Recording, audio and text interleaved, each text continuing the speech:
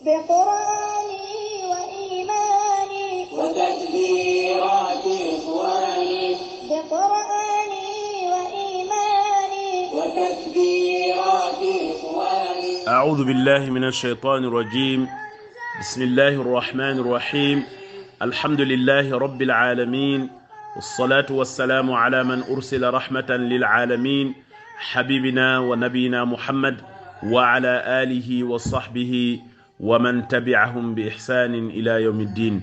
Chères sœurs, chers frères, chers amis, la famille, assalamu alaikum wa rahmatullahi wa barakatuh. Nous revoilà encore aujourd'hui par la grâce d'Allah pour continuer notre immersion dans le monde du Coran, pour saisir les propos, les termes que Allah subhanahu wa ta'ala nous a envoyés. Surtout de le comprendre profondément, pour finalement devenir ce que le prophète alayhi salatu salam était. Kana Qur'an yamshi, kana khuluquhu al-Qur'an. Il était le Coran qui marchait, mais sa moralité c'était le Coran. Là où il marchait, c'était le bien. Ce qu'il faisait, c'était le bien. Il ordonnait le bien et interdisait le mal. Quand le Coran est notre moralité, on excelle vers l'excellence. On va vers l'excellence parce que tout simplement, il n'y a que le bien qui nous entoure. Parce que le Coran, c'est la lumière. Le Coran, c'est cette guidance qui mène vers la satisfaction d'Allah subhanahu wa ta'ala. Chers sœurs, chers frères, chers amis, la famille, nous sommes dans la sourate Al-Baqarah et nous avons choisi les versets dits salvatrices qui protègent. Nous avons terminé avec Ayatul Kursi. On a compris le sens, les mérites. Il y a une autre, ou bien d'autres versets qui se trouvent dans cette sourate méritoire qui est Khawatim al-Baqarah, la conclusion ou bien la fin de la sourate al-Baqarah. Il y a beaucoup de textes qui viennent nous parler de ces mérites. Et les premières paroles qu'on retient, c'est la parole du prophète alayhi salatu salam, rapportée par Abi Mas'ud al-Badri, radiyallahu anhu, qui nous dit: j'ai entendu le prophète dire: Man qara'a bi ayatayni min akhir surati Baqarah fi laylatin kafata. Il dit: celui qui récite les deux derniers versets de la sourate Al-Baqarah, la vache, au cours de la nuit, il le protège de tout. Il, avec S, c'est-à-dire sur les deux versets. Dans ce même sens, pour montrer l'importance de ces deux versets, le prophète nous dit: il n'y a pas de maison dans laquelle on les récite, les deux versets, 3 nuits de suite, sans que le démon, Shaitan, ne s'en éloigne. Comme on avait vu avec Ayatul Kursi. Ce hadith a été rapporté par les plus grands rapporteurs de hadith, Imam Tirmidhi, Hakim dans le Mustadrak et Sahih al-Jami'. Si nous voulons parler aussi toujours des mérites des deux derniers versets de Surat al-Baqarah qui sont des protections. Protection pour nos biens, protection pour nos enfants, protection pour notre travail, protection pour notre vie tout simplement. On ne peut pas se détacher de ces versets. Il faut les apprendre par cœur, les réciter régulièrement. C'est un bien immense. Le prophète alayhi salatu salam nous dit: on m'a donné ces versets de la fin de la sourate Al-Baqarah d'un trésor sous le trône Kursi divin. Et il nous dit ceci: qu'aucun prophète n'a reçu avant moi. Et ça, pour le savoir, on va parler de Sababun Nuzul, la cause de révélation de ces versets. Il est rapporté dans les textes que Jibril, l'ange, celui qui est doté d'une puissance extraordinaire et surtout d'une confiance venant de Dieu, était avec le prophète Muhammad sallallahu alayhi wa sallam. Ils avaient l'habitude de se voir régulièrement. Vous savez, par rapport à la mission prophétique, les directives, les conseils, les orientations que Jibril donnait à Muhammad sallallahu alayhi wa sallam, et tout ça venait de Dieu. Ils étaient ensemble. D'un seul coup, ils entendent un bruit très fort venant du ciel. Ils regardent tous les deux au ciel et Djibril informe au prophète alayhi salatu salam qu'il y a une porte qui vient d'être ouverte. Et c'est la première fois que cette porte s'ouvre. Et d'un seul coup, tous les deux, ils voient un ange qui descend à partir de cette porte, qui sort de cette porte et descend du ciel vers eux qui sont assis, qui sont dans ce dunya, dans un endroit. Cet ange vient et trouve Djibril et Muhammad alayhi salatu salam et dit à Muhammad, Allah t'a donné une sourate et des versets qu'il n'a donné à personne d'autre. Et là, il lui précise, c'est Ayatul Kursi, les 2 derniers versets de Baqara, Khawatim al-Baqara et Surat al-Fatiha, pour montrer l'importance de ces 2 versets. Il est dit que les compagnons du prophète, alayhi salatu salam, à un moment donné, sentaient de l'anxiété, de la peur, beaucoup de stress. Et Allah a révélé ces versets en le rassurant, en le disant « La yukallifullahu nafsan illa wus'aha » Allah n'a pas imposé à l'âme, à l'être humain, ce qu'il ne peut pas supporter. Ça a soulagé. Regardez notre vie quotidienne, nous aujourd'hui, le travail, la famille, le temps qui passe très vite, beaucoup de choses que nous voulons réaliser et que nous n'arrivons pas à les réaliser. Cette sourate ou bien ces versets viennent nous soulager. Et les compagnons, quand ils ont reçu ça, ça les a donné cette baume dans le cœur. Et dire que Amen al-Rasoul a beaucoup de sens. Beaucoup de sens. Regardons ce que cela signifie même. C'est la foi, la lumière de la foi qui commence par ces versets. Amen al-Rasoul, le prophète est le premier à être croyant. Il croit bima unzila ilayhi min rabbihi wal mu'minun.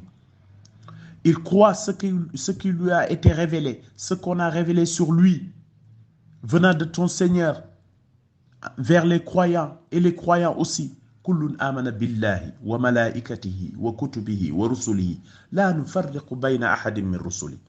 Et il nous cite des points importants pour la foi. Que le croyant doit avoir la foi aux anges. On a parlé tout à l'heure de l'ange qui descend. On ne peut pas prendre ça comme des fictions. On ne peut pas prendre ça comme quelque chose qui n'est pas réel. L'existence des anges est quelque chose qui est réel. Si le croyant ne voit pas que les anges existent, sa foi est bancale. Croire en Dieu, amana billah, dans sa seigneurie, sa royauté, sa force, et croire qu'il a des anges. Et Allah en parle plusieurs fois. Dans ces versets, on nous met la foi de croire aux livres révélés. Au kutubihi, le croyant doit avoir en foi les livres. Warusulihi, les prophètes, tous les prophètes qui existaient, ils sont venus pour la même mission. Même si Mohammed est le dernier et qui a récupéré toute cette mission, et il n'y aura pas de prophète après lui. Mais le musulman, celui qui est soumis à Allah, la nufarriqu bayna ahadim min rusuli. Tu ne dois pas faire de distinction entre les prophètes. Tu dois tous les aimer, tous croire à leur mission et les respecter. Wa qalu sami'na wa ata'na. Tu dois faire partie de ceux qui disent Allah, nous sommes là, nous entendons le message, on a compris le message que véhicule le Coran et nous l'acceptons et nous suivons ses directives. Allah, pardonne-nous, notre Seigneur, wa ilayka al-masir. On est convaincu que le retour sera vers toi. On sera vers toi. La yukallifullahu nafsan illa wus'aha. Donc Allah n'impose pas l'âme ce qu'il ne peut pas. Donc ne voyez pas dans cette religion quelque chose qui est difficile et il va nous le dire après. Tout est simple.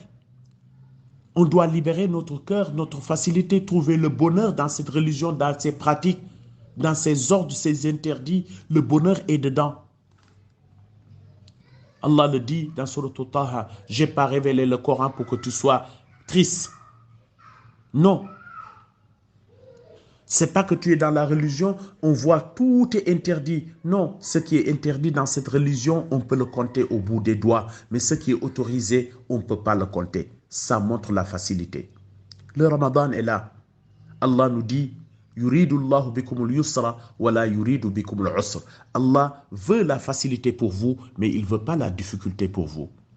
Ma ja'ala Allahu alaykum fi din min haraj. Allah n'a pas fait de cette religion quelque chose qui gêne. Millat abikum Ibrahim. Suivez la voie d'Ibrahim qui a été la facilité. Dinan qiyaman millat Ibrahim hanifa. Une religion simple de la voie d'Ibrahim. Suivez cette religion. Donc ne prends pas les choses difficiles. Et Khawatim Baqara nous enseigne cela. C'est pourquoi il nous dit Laha ma kasabat wa alayha ma ktasabat. Maintenant, ce qu'elle peut faire, si elle l'a fait, cette âme, l'être humain, elle sera rétribuée. Si elle fait quelque chose alors qu'elle ne peut pas, Allah le pardonne. Mais si elle sait faire et qu'elle n'a pas fait, elle a un péché. Et c'est là qu'il continue Rabbana la tu'akhidhna in nasina aw akhta'na. Oh Allah, ne nous prends pas rigueur, ne prends pas en compte ce que nous avons oublié. Il nous arrive d'oublier, c'est toi qui nous as appelé insan, celui qui oublie. Ou bien quand on fait des erreurs, des fautes, il faut pardonner. Pardonne-nous Allah, pardonne-nous entre nous aussi, parce qu'on est des humains.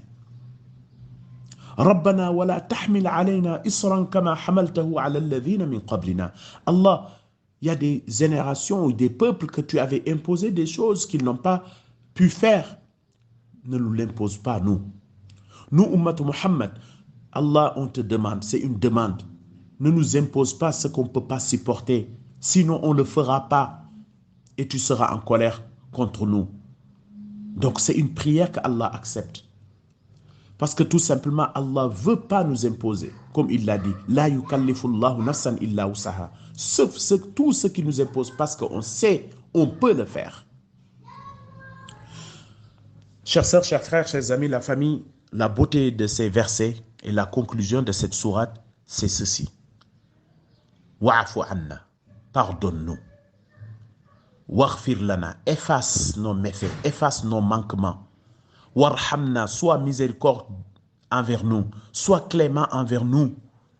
Trois choses, si on l'obtient, c'est sa'adatu darain, c'est la réussite des deux mondes, ici et là-bas. Le fait d'être pardonné, Allah efface les manquements, ne nous prend pas en rigueur de tout ça et qu'il fasse miséricorde sur nous. Et on lui adresse la conclusion, c'est ceci. Anta maulana. Anta maulana. Tu es notre maître. Personne d'autre est notre maître.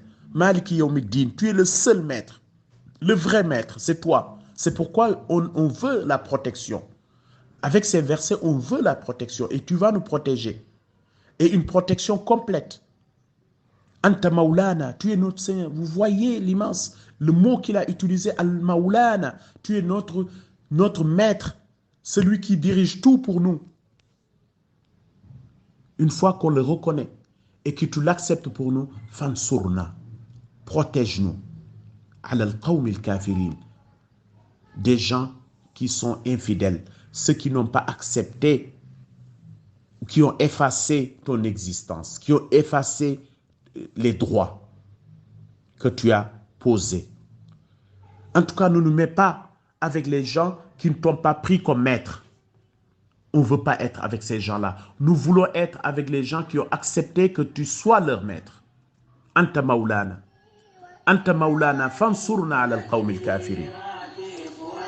Chers sœurs, chers frères, chers amis, la famille, ces versets sont tellement forts et importants dans la vie du croyant.